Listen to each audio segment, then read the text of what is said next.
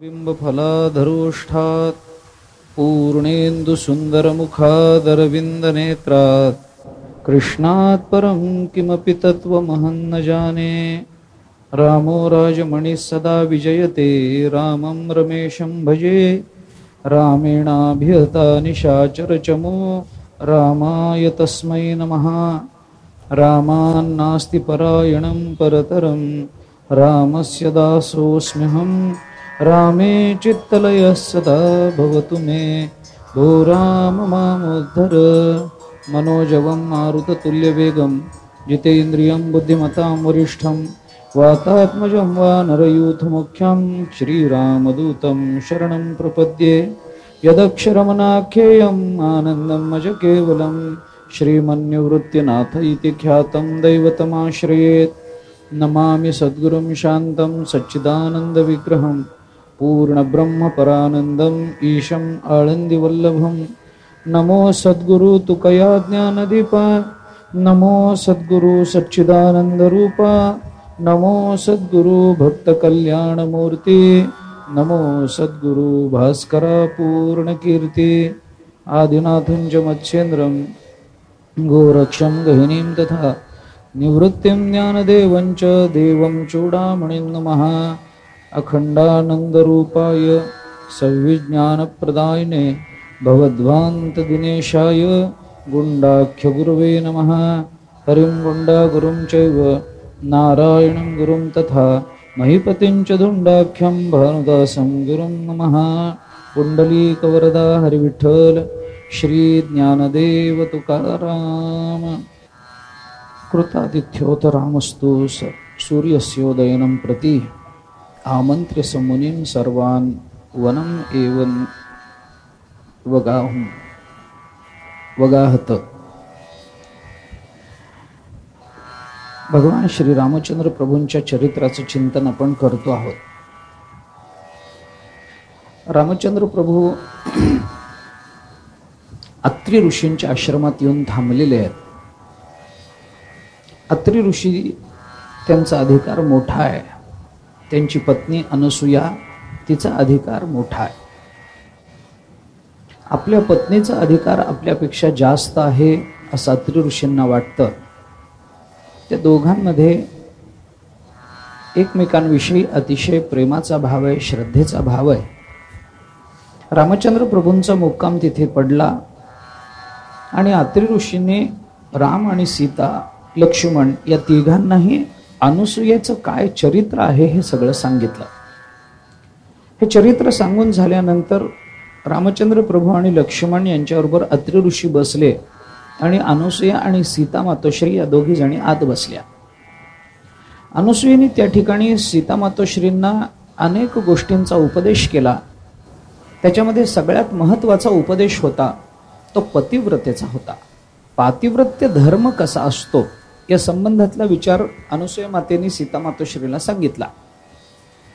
कारण अनुसूयेचं जे चरित्र आहे ते चरित्रामध्ये अत्रि ऋषींनी इतका एक महत्त्वाचा उल्लेख केलेला आहे की अनुसूयेला जे सामर्थ्य प्राप्त झालं ते कशानं प्राप्त झालं याचा विचार सांगताना त्यांनी सांगितलं तिने जप केला नाही, तिने तप केलं नाही, तिने काही अध्ययन केलं नाही, तिने काही तीर्थयात्रा केल्या नाहीत, तिने अनेक तीर्थांमध्ये स्नान केलं नाही, मग कशामुळे एवढं सामर्थ्य? त्यांनी सांगितलं काही नाही, या सगळ्याकडे दुर्लक्ष करून तिने फक्त पतीची आज्ञा पाळली। 10,000 वर्ष पतीच्या आज्ञेमध्ये ती राहिली, याच्यामुळे तिला हा अधिकार प्राप्त झाला। त्यामुळे अनुसूयेने जेव्हा सीता मातोश्रींना पातिव्रत्य धर्माचा उपदेश केला त्यावेळेला सीता मातोश्रीने तो शांत चित्तानं ऐकून घेतला। रामायणामध्ये हा एक विचार आपल्याला महत्त्वाचा दिसतो। उपदेश करणारी अनसूया माता ही सीता मातोश्रींना उपदेश करते आणि त्या उपदेशाचा विषय आहे तो पातिव्रत्य धर्म हा आहे। मुद्दा असा आहे की ज्या पातिव्रत्य धर्माचा सीता मातोश्रींना उपदेश केला जातो त्या सीता मातोश्री पतिव्रता नाहीत काय? त्या पतिव्रता आहेतच, पण पतिव्रता असूनही सीता मातोश्री अतिशय शांत चित्तानं अनुसूयेकडून प्राप्त होणारा उपदेश ग्रहण करतायत। तो उपदेश ऐकून त्यांच्यामध्ये काही फार मोठा बदल होणार आहे काय? नाही, त्या पतिव्रता आहेच आहेत.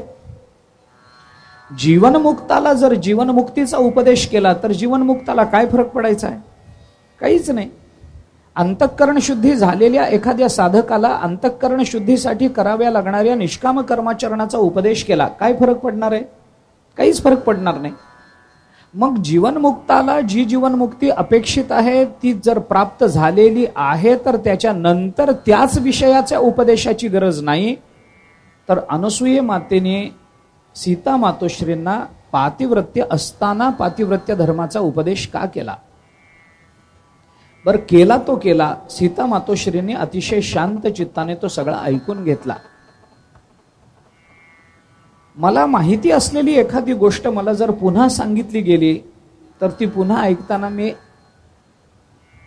त्याचं सांगणं मध्ये तोडून एवढंच म्हणतो, हा माहिती आहे मला सगळं, हे मला माहिती आहे. तुम्ही मला माहिती असलेलं काय सांगता? मला माहिती नसलेलं सांगत जा. पण सीता मातोश्री असं म्हणाल्या नाहीत. याची कारण दोन आहेत. पहिलं कारण असं, जेव्हा अधिकार संपन्न एखादी व्यक्ती आपल्याला माहिती असलेलं जरी सांगत असली तरी ते शांत चित्तानं ऐकून घ्यावं. याचं कारण असं आहे की मोठ्यांच्या मुखातून आपल्याला ज्ञात असणारं तत्व जर पुन्हा एकदा बाहेर पडलं तर कदाचित तो वेगळा अर्थ घेऊन बाहेर पडत असतं. मोठ्यांच्या मुखातून जे आपल्याला माहिती आहे ते पुन्हा ऐकावं, काही बिघडत नाही. ऐकून घेण्याला सुदैवाने पैसे पडत नाहीत. ऐकून घेण्यामध्ये कोणतेही कष्ट नसतात. ऐकून घेण्यामध्ये शरीरावर त्याचे विपरीत परिणाम होत नाहीत.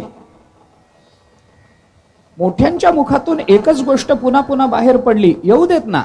ज्या अर्थी मोठा मनुष्य पुन्हा पुन्हा आपल्याला एखादी गोष्ट सांगतोय त्या अर्थी त्याच्यामध्ये तेवढं काहीतरी सामर्थ्य आहे, तेवढं काहीतरी महत्व आहे म्हणून सांगतो. मोठ्यांबद्दलचा आदर अंतःकरणामध्ये ठेवून त्यांनी एकच गोष्ट पुन्हा सांगितली, ऐकावी. कारण अधिकाऱ्याच्या मुखातून तीच गोष्ट पुन्हा बाहेर पडली तर कदाचित वेगळा बोध आपल्याला करून देत असते. आपल्याला ज्ञात असतं हे खरं आहे, पण आपल्याला माहिती असलेलं आपल्या बुद्धीच्या मर्यादेत असतं. मोठ्यांच्या मुखातून जेव्हा ते बाहेर पडतं तेव्हा आपल्या बुद्धीच्या कक्षा ओलांडून ते आपल्याला वेगळ्या अर्थ प्रबोधित करत असतं.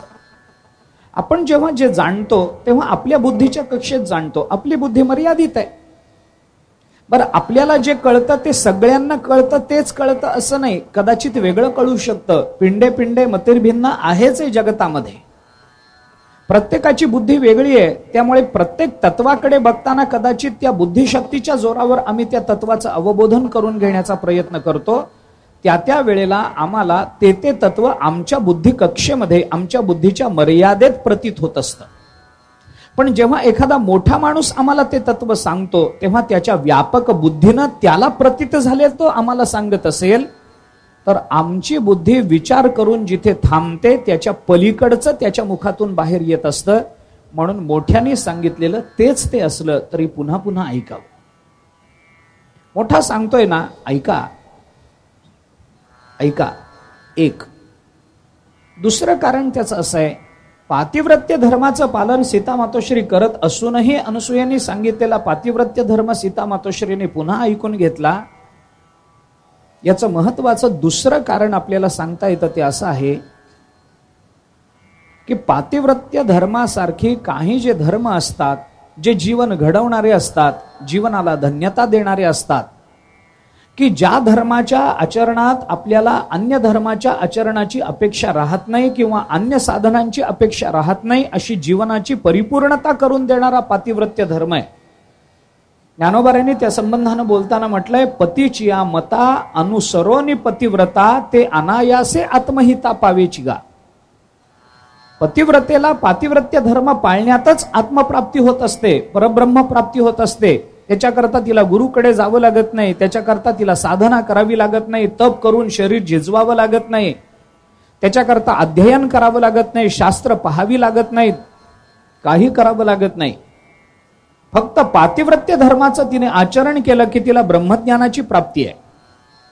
अनुसरोनी ते अनायासे आत्महिता, अनायासे असा शब्द ज्ञानेश्वर महाराजांचा, कष्टा विना तिला आत्महित प्राप्त होतं.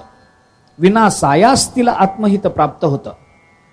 तिला वेगळी काही साधना करण्याची गरज नाही. असे जे धर्म असतात की ज्या धर्माच्या आचरणामध्ये अनायासे आपल्याला आत्मस्वरूपाची प्राप्ती होते, असे धर्म आपल्याला जरी कळालेले असले, प्राप्त झालेले असले, तरी एकदा कळून आम्हाला ते निश्चितपणानं त्याचा अर्थ प्रत्यभिज्ञित होत नसतो. याच्याकरता आत्महिताची जाणीव ज्या ज्या तत्वांमधून होते त्या त्या तत्वांना पुन्हा पुन्हा पुन्हा पुन्हा ऐकलं पाहिजे, असं वेदांत शास्त्र आपल्याला सांगतं. काही गोष्टी एकदा ऐकून चालत नाही, अनेक वेळेला ऐका. कीर्तन एकदा ऐकलं चाललं का? नाही. एकदा ऐकण्यातून जीवनाची धन्यता असते, पण पुन्हा पुन्हा रोज ऐकलं पाहिजे. नाम एकदा घेऊन भागलं का? नाही. नाम एकदा घेतलं तरी भागतं, पण पुन्हा पुन्हा पुन्हा पुन्हा घेतलं पाहिजे. तसंच तत्वज्ञानाचं चिंतन करताना सुद्धा तत्वमसी हे महावाक्य आपण ऐकलेलं असलं तरी पुन्हा पुन्हा पुन्हा ते ऐकलं पाहिजे. उद्दालकांनी श्वेतकेतूला उपदेश करत असताना तत्वमसी महावाक्य एकदा सांगून उद्दालक थांबले नाहीत. 9 वेळेला तत्वज्ञानामध्ये उपनिषदामध्ये या महावाक्याचा उपदेश आहे. ऐक श्वेतकेतू, तत्वमसी, तत्वमसी, श्वेतकेतू, ऐक बाबा, तू तेच आहेस, तू तेच आहेस, तत्वमसी, तत्वमसी. एकदा नाही, 9 वेळेला सांगितलं. आणि 9 वेळेला हा उपदेश करत असताना प्रत्येक वेळेला उद्दालकांनी नवीन दृष्टांत देऊन त्याला ते समजून सांगण्याचा प्रयत्न केलाय. दृष्टांताचं परिवर्तन जरी होत असलं, दृष्टांतामध्ये जरी बदल होत असले, तरी सिद्धांत एकच असतो ना.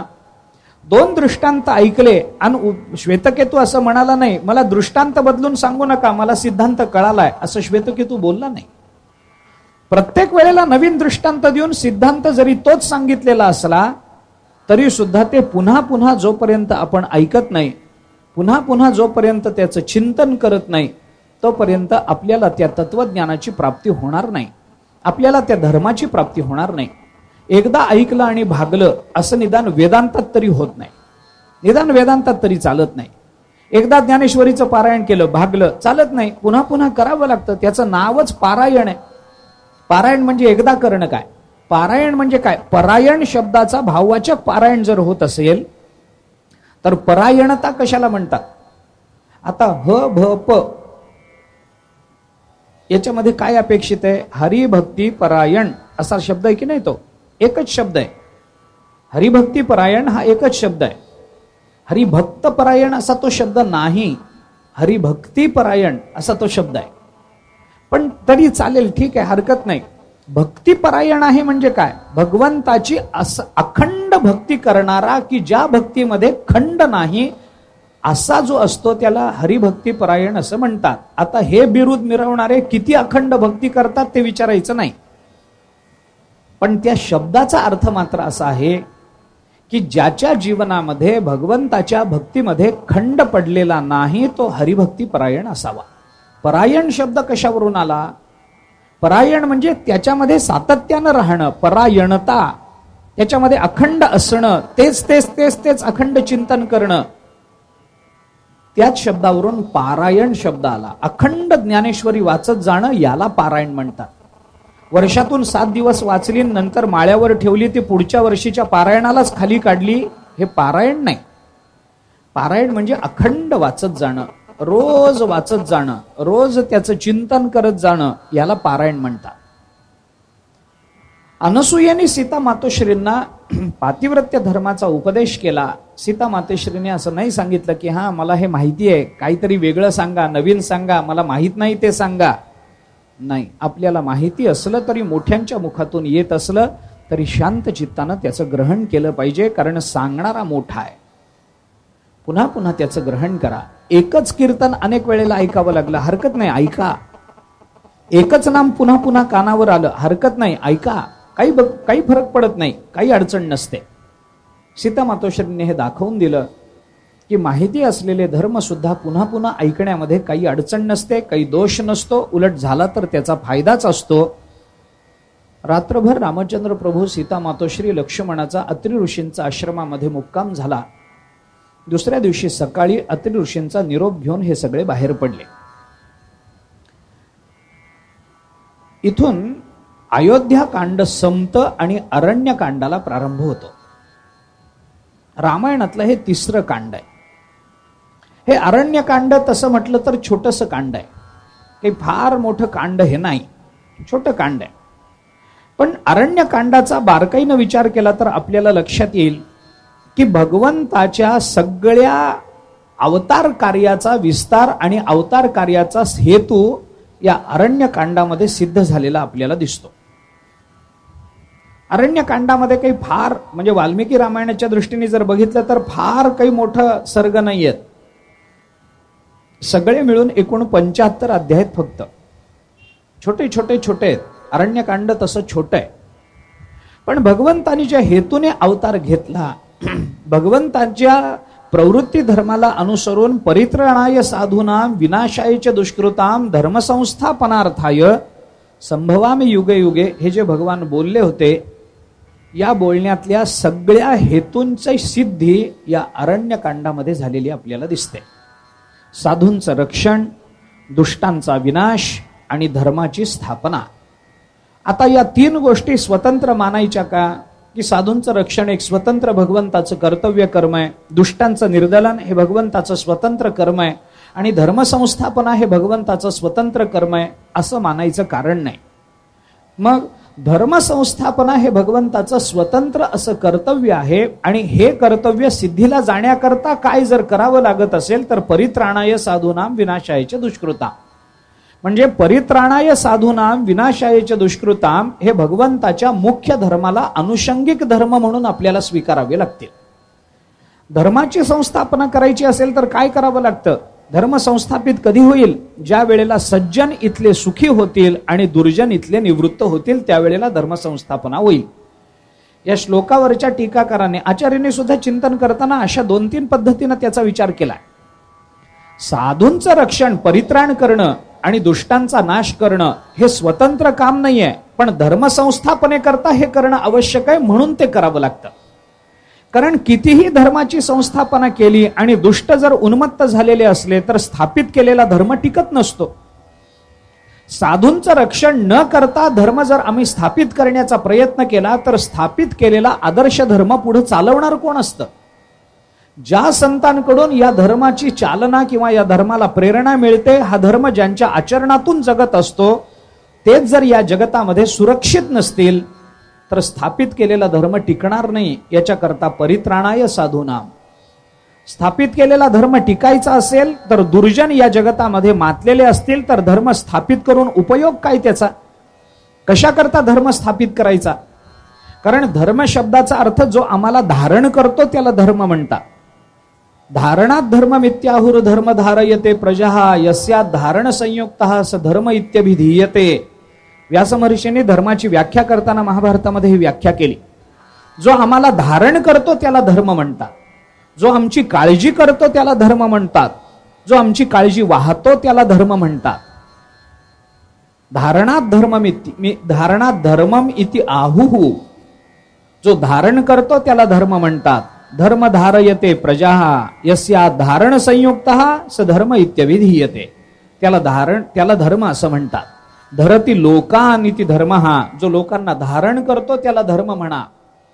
या धर्माच्या व्याख्या जर आपण पाहिला तर जो जगताची काळजी करतो, जगताला एका विशिष्ट नैतिक मार्गाने परमात्मा स्वरूपापर्यंत पोहोचवण्याचा विचार करतो, किंवा दुसऱ्या अर्थाने जर बोलायचं झालं तर मानवी जीवन मूल्यांची मांडणी ज्याच्यामध्ये होते त्याला धर्म म्हणायचं असेल तर आपली जीवनमूल्य आपल्या समोर जो प्रकट करतो तो जो धर्म आहे, हा धर्म पालन करताना जर जगतामध्ये दुष्ट उन्मत्त झालेले असतील तर हा धर्म टिकू देतील काय? टिकू देणार नाहीत. याच्याकरता दुष्टांचं निर्दलन झालं पाहिजे, सज्जनांचं रक्षण झालं पाहिजे, आणि हे करणं याचंच नाव धर्माची संस्थापना करणं आहे.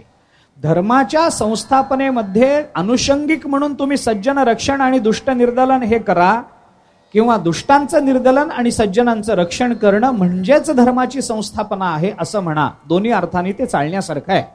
भावभेद आहे दोन्ही अर्थामध्ये, पण दोन्ही अर्थाने ते चालण्यासारखं आहे. भगवंताचा हा जो प्रवृत्ती धर्म आहे, आचार्यांनी भगवंताच्या प्रवृत्ती आणि निवृत्ती धर्माची चर्चा गीता भाष्यामध्ये केली आहे. हा भगवंताचा प्रवृत्ती धर्म आहे.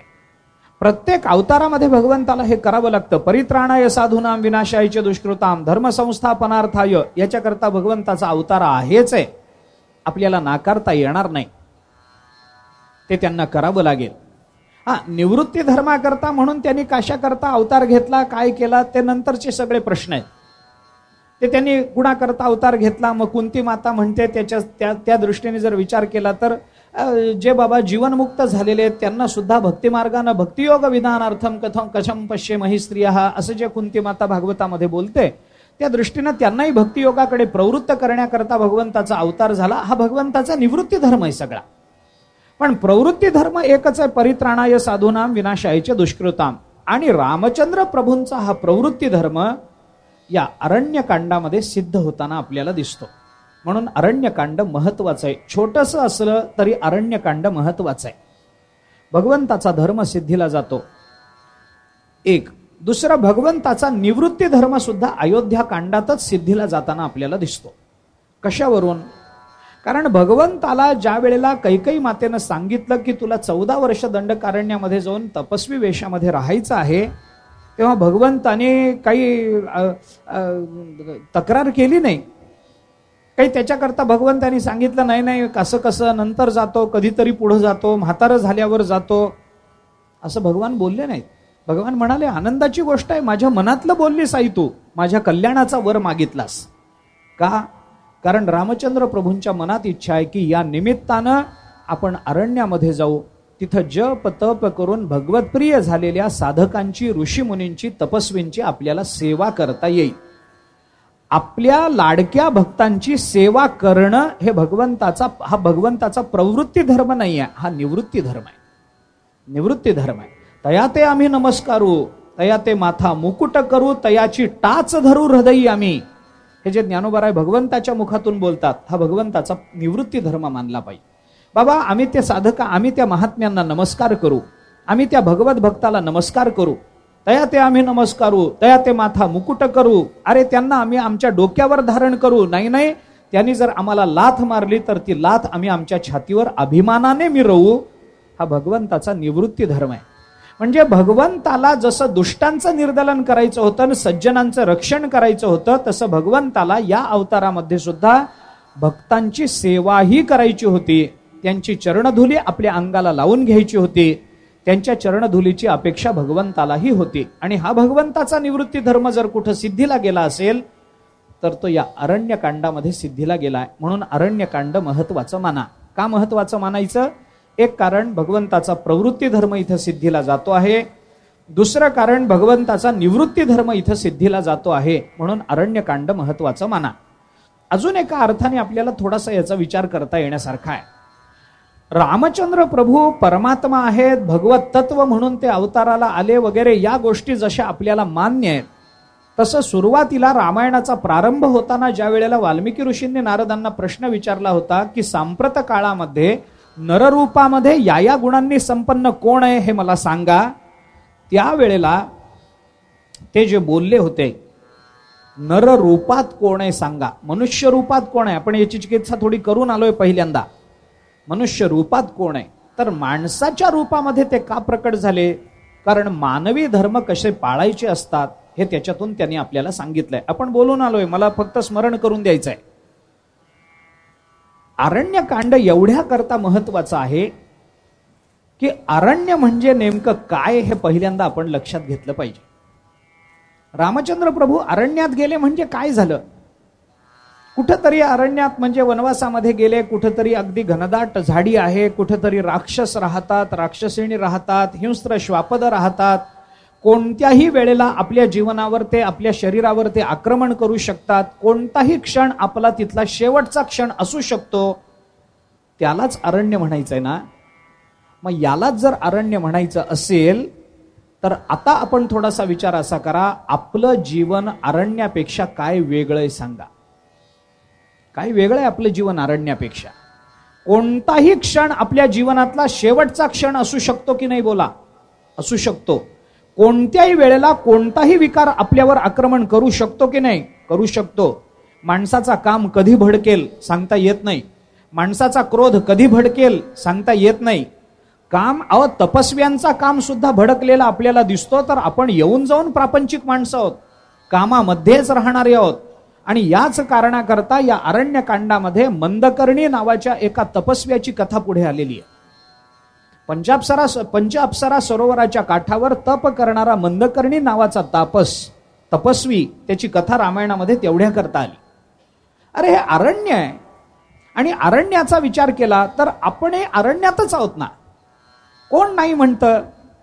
आपलं जीवन सुखानं समृद्ध आहे असं आपल्याला वाटतं. अरण्यामध्ये जसं आपल्याला काही वाईट अनुभव येतात, तसं चालून चालून थकल्यानंतर एखादं गर्द सावलीचं झाड आपल्याला प्राप्त झालं आणि थंडगार पाण्याचं तळ जर बाजूला असलं, तर ते अरण्य आपल्याला सुखही देतं की नाही?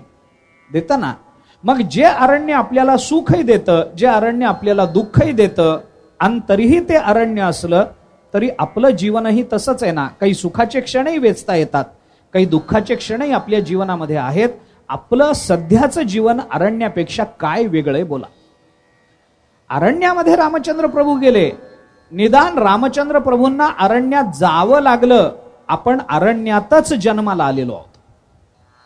चिंतन करून पहा, अरण्यकांड आपल्या जीवनात काय स्थान बाळगू नये हे पहा. अरण्यकांड सगळंच मला सांगता येईल नाही येईल. आजच्या सकाळच्या सत्रामध्ये एक मर्यादित वेळ माझ्या हातामध्ये, 1 तासाभराची, तेवढ्या सगळ्यातच ते झालं पाहिजे. मला माहिती नाही कितपत सांगून होईल ते, पण निदान अरण्यकांडाचा अर्थ तरी आपण समजून घेतला पाहिजे. आपण अरण्यातच आहोत. म्हणून भागवतामध्ये भवाटवीचं वर्णन येतं. हे भवाटवी काय आहे? अरण्यामध्ये जाताना आपल्याला काहीतरी एक बरोबर कोणीतरी लागतं. एखादा कोणीतरी चांगला धष्टपुष्ट माणूस बरोबर लागतो. बाबा काहीतरी समोरून काही आलं, कोणी माझ्या अंगावर आलं तर माझं रक्षण करण्याकरता कोणीतरी एखादा नोकर पाहिजे, कोणीतरी एखादा पैलवान पाहिजे, कोणीतरी अधिकारी पाहिजे, कोणीतरी लागतं ना. ज्ञानोबारायांनी कित्येक ठिकाणी या संबंधामध्ये अशी चिंतन केली आहे. ओम तत्सदिती निर्देशो या श्लोकावर भाष्य करताना ज्ञानोबारायांनी असंच म्हटलंय, अंधारी अभंग दिवा आडवी समर्थ वोळावा, तैसा प्रणवो जाणावा कर्मारंभी. ओम प्रणव याचा विचार सांगताना ज्ञानोबाराय म्हणतात, ज्ञानोबारायांची भाषा हीच आहे. अंधारी अभंग दिवा, अंधारात जाणाऱ्या माणसाला जसा दिवा मदत करत असतो, तसं आडवी समर्थ वोळावा. ज्ञानोबाराय म्हणतात, तसं आडमार्गानं जात असताना कोणीतरी एखादा सामर्थ्य संपन्न माणूस आपल्या बरोबर असेल तर आपल्याला दिलासा मिळतो ना. तसं रामचंद्र प्रभू आपल्याला सांगतात, या जीवनामध्ये, या अरण्यामध्ये ज्या वेळेला रामाचा प्रवेश होतो, त्याच वेळेला ते अरण्य आपल्या आनंदाला कारण होतं. हे दाखवण्याकरता अरण्यकांड प्रवृत्त झालेलं आहे. अरण्यकांडाचा विचार कोणत्या अर्थाने करायचा हे बघा. अरण्यकांड का महत्वाचं? भगवंताचा प्रवृत्ती धर्म सिद्धीला जातो, निवृत्ती धर्म सिद्धीला जातो, हे भगवंताच्या बाबतीत. आपल्या बाबतीत अरण्य का महत्वाचं? अरण्यकांड कारण आपण जे जीवन जगतो आहोत ते अरण्यच आहे, हे लक्षात ठेवा. ते अरण्यच आहे. अरण्यामध्ये ज्या पद्धतीनं चांगल्या वाईट गोष्टी असतात, तसं आपल्या जीवनामध्ये चांगल्या वाईट गोष्टी असतात. काल परवा आपण बोलून आलो, सुखस्यानंतरम दुःखम, दुःखस्यानंतरम दुःखम. हे चालायचंच आहे. सुख दुःख हे दोन्ही आम्हाला भावना या जीवनामध्ये प्राप्त होतात. म्हणून हे जीवन, कोणत्याही क्षणी अरण्यामध्ये कुठला तरी एखादा पशु येऊन आमच्यावर आक्रमण करू शकतो ना, तसं आमच्या जीवनामध्ये सुद्धा कधी काळ येऊ शकतो, आमच्या जीवनावर आक्रमण करू शकतो, कधी आम्हाला घेऊन जाऊ शकतो. नाही त्या यमासी करुणा, बाहेर काढिता कुडी प्राणा. संत महात्मे बोलतात, तुकोबराय बोलतात, अरे त्या यमाला काही करुणा नाही बाबा. तो काही बघत नाही, लहान आहे का मोठा आहे, कुटुंबात गुंतलेला आहे का गुंतलेला नाही, तो काय करतोय काय करत नाहीये, यम काही बघत नसतो, काही बघत नाही. अतिशय निष्ठुर आहे. कितीतरी उदाहरणं आपल्याला त्या संबंधामध्ये पाहता येतील.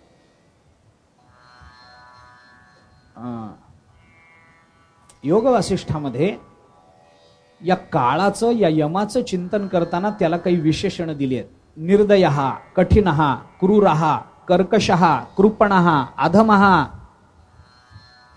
न तदस्ति यदद्यापि न कालो निगिरत्ययम. योग वासिष्ठ बोलतं, कसा आहे हा काल? निर्दयः, कठिनः, क्रूरः, कर्कशः, कृपणः, अधमः. एवढी सगळी विशेषणं त्या काळाला लागू पडतात. काळ विचारत नाही. जसा अरण्यामध्ये एखादा सिंह एखादा वाघ झुडपा मागून येऊन आमच्यावर झडप घालतो, आम्हाला कल्पनाही नसते की या झुडपा मागे वाघ आहे, तसं रस्त्याने चालताना आम्हाला कल्पनाही नसते की पुढचा क्षण आमचा शेवटचा क्षण आहे. तो काळ कधी येऊ शकतो, कधी आमच्या जीवनाचा घोट घेऊ शकतो. हे अरण्य नाही तर काय आहे सांगा ना. हे अरण्यच आहे. अरण्यामध्ये चालताना भूक लागली तर आम्हाला काही झाडाची फळं तोडून खाता येतात, आमची भूक भागवता येते. जसं अरण्य आपल्याला फळं देतं तसं आमचं जीवनरूपी अरण्य सुद्धा आम्हाला आमच्या कर्माची फळं देतच आहे ना. ती कर्मफलं आम्हाला याच जीवनामध्ये प्राप्त होत आहेत. ती सुखाची असतील दुःखाची असतील. एखाद्या वेळेला एखादं फळ रसरशीत दिसतं, याच्याने भूक भागेल तहान भागेल असं वाटतं, पण ते खाताना मात्र खावत नाही, इतकं कडू असतं. नाथ महाराजांनी भागवतामध्ये असं एक फळ सांगितलंय, त्या फळाचं नाव आहे इंद्रावणी. एकादश स्कंदामध्ये नाथ महाराजांनी विचार करताना त्याचं नाव आहे इंद्रावणी. इंद्रावणी नावाचं फळ आहे, अतिशय रसरशीत. त्याची वरची साल इतकी पारदर्शी असते की आतला रस आणि त्या रसाच्या आत असणाऱ्या त्या फळांच्या शिरा सुद्धा बाहेरून दिसतात. असं रसानं भरलेलं असं ते फळ आहे, रसानं भरलेलं फळ आहे.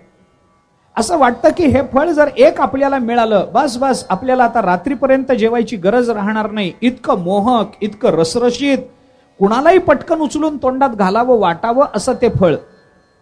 पण जर ते फळ तोडून आपण तोंडात घातलं तर ते इतकं कडू असतं की जगातल्या कोणत्याही कडवट पदार्थ, त्या जगातला कोणताही कडवट पदार्थ त्या इंद्रावणीची बरोबरी करू शकत नाही. इतकं ते कडू असतं, इतकं कडू.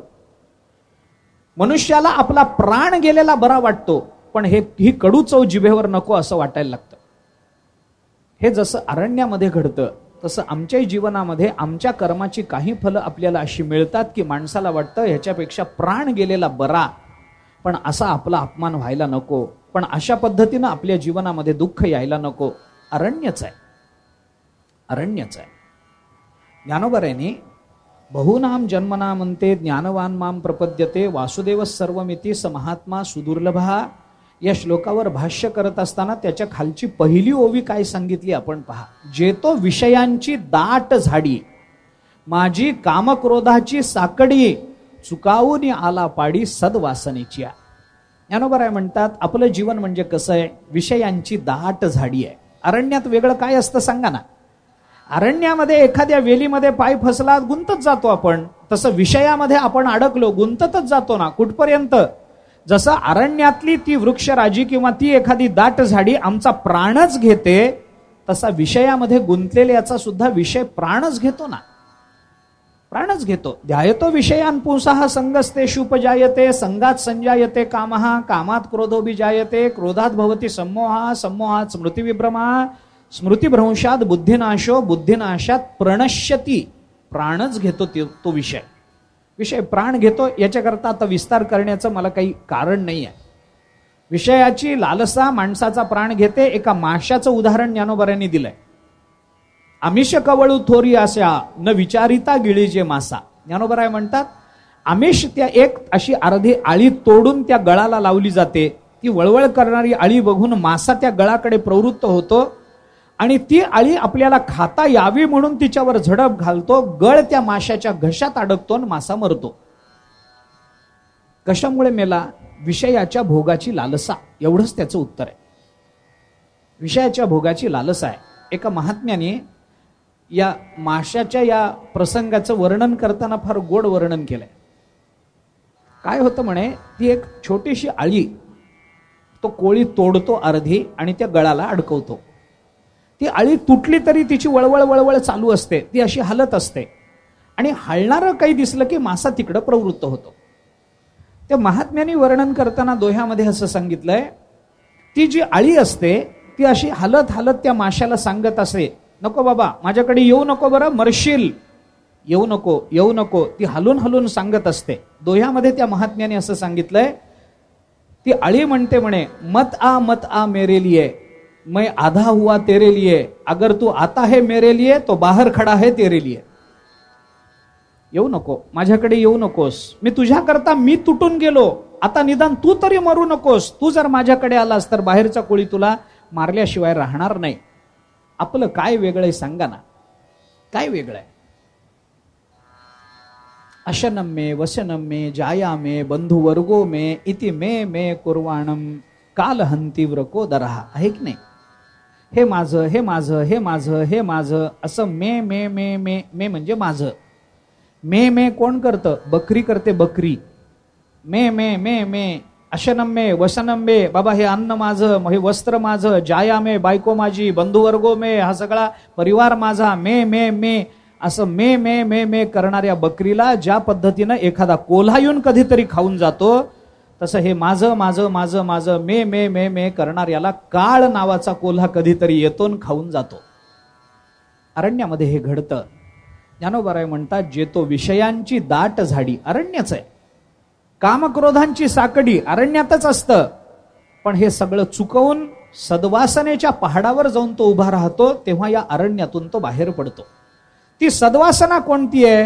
रामचंद्र प्रभूंची संगती आपल्याला मिळावी, त्यांचं नामस्मरण आपल्या मुखातून व्हावं, याला सद्वासना म्हणतात. योग वासिष्ठांनी वासनेचे 2 प्रकार केलेत, एक शुद्ध वासना आणि दुसरी मलिन वासना.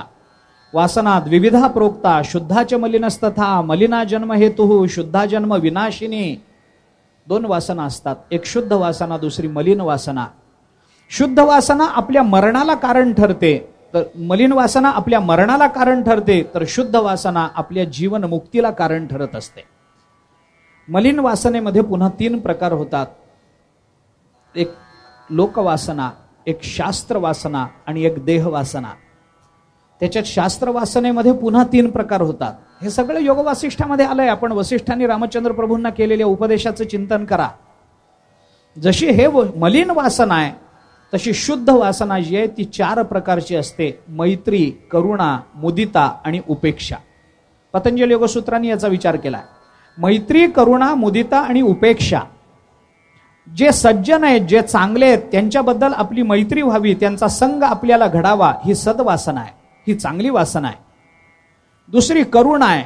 जे पापी आहेत त्यांच्याबद्दल, अरे बाबा हे पापातून बाहेर पडले पाहिजेत, यांना मोक्ष मिळाला पाहिजे, हेही मुक्त झाले पाहिजेत, अंतःकरणातली ही करुणा आहे.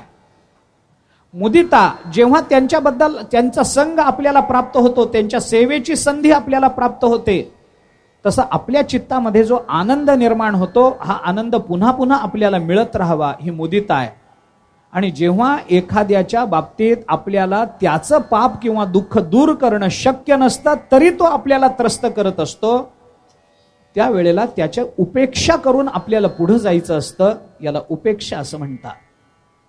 रामचंद्र प्रभू अरण्यामध्ये गेले, सत्संगती केली, संतांची सेवा केली, ही मैत्री नावाची शुद्ध वासना आहे. जे जे काही राक्षस होते त्यांना मुक्त करण्याकरता, किंवा काही वेळेला काही ठिकाणी असं झालंय की काही महात्मे त्या मंदकर्णीच्याच बाबतीमध्ये त्याला मुक्त करण्याकरता, जीवनमुक्त करण्याकरता रामचंद्र प्रभू तिथे गेले. ही झाली करुणा त्यांच्या अंतःकरणातली. आपल्याला पुन्हा संत संग मिळावा याच्याकरता पुढं पुढं जायचं, भेटलेल्या महात्म्याला विचारायचं, अजून कोणी इथं तपस्वी राहतात काय की ज्यांच्याकडे मी जाऊन त्यांचं दर्शन घेऊ शकेन, ही मुदिता आहे. आणि जे कोणी आपल्याला त्रास देतात पण तरी सुद्धा आपल्याला आत्ता त्यांच्या बाबतीत काही करायचं नाहीये, त्यांच्याबद्दल उपेक्षा आहे. या सगळ्या सद्वासना या अरण्यकांडामध्ये सिद्ध झालेल्या आपल्याला दिसतात. अरण्यकांड हे सद्वासना दाखवणारं कांड आहे. अरण्य म्हणजे काय याचा विचार आपल्याला करता येतो. आपण अजून थोडं पहा. ज्या वेळेला अर्जुनाने गीतेमध्ये भगवंताला असं विचारलं की देवा अथ केन प्रयुक्तोयम पापम चरति पुरुषः किमिच्छन्नपि वाष्णेव बलादिव नियोजितः. असं काय आहे की मोठे मोठे लोक सुद्धा पापाकडे प्रवृत्त होतात. एखादा अज्ञानी मनुष्य पाप करत असेल तर नवल वाटणार नाही, पण ज्यांना काही ज्ञान आहे, ज्यांनी काही शास्त्र पाहिलेली आहेत, त्यांनी का पाप करावं, असं जेव्हा भगवंताला अर्जुनाने विचारलं तेव्हा भगवंताने त्याचं कारण सांगितलं. काम एष क्रोध एष रजोगुण समुद्भवः महाशनो महापापमा विध्येनम इह वैरिणम. याच्यावर भाष्य करत असताना ज्ञानोबारायांनी काय चिंतन केलंय ते मला आपल्याला सांगायचंय.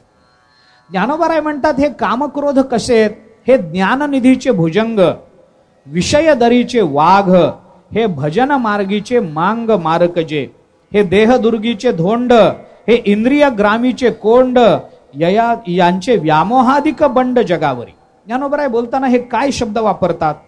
हे कसे आहेत कामक्रोध? हे कृतांताच्या ठाई मानी जाती. बाबा हे कृतांत आहेत, जीव घेणारा यम आहे, तसे हे कामक्रोध आहेत. कसे आहेत हे? ज्ञाननिधीचे भुजंग, ज्ञान नावाच्या निधीवर बसलेले हे मोठे सर्प आहेत. विषय दरीचे हे वाघ आहेत. म्हणजे विषयाच्या दरीमधून जाताना कधी आपल्यावर आक्रमण करतील काही सांगता येत नाही. भजन मार्गीचे मांग मारकजे. पण हे भजन आम्ही करत असताना जसं एखादा आम्ही रस्त्याने जात असताना अरण्यामध्ये एखादा कोणीतरी वाटमारी करणारा आमच्या समोर येतो आणि आम्हाला मारण्याचा प्रयत्न करतो, तसे हे कामक्रोध आहेत.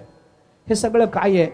आपल्या जीवनरूपी अरण्याचाच विचार आहे असं आपल्याला म्हणावं लागेल की नाही.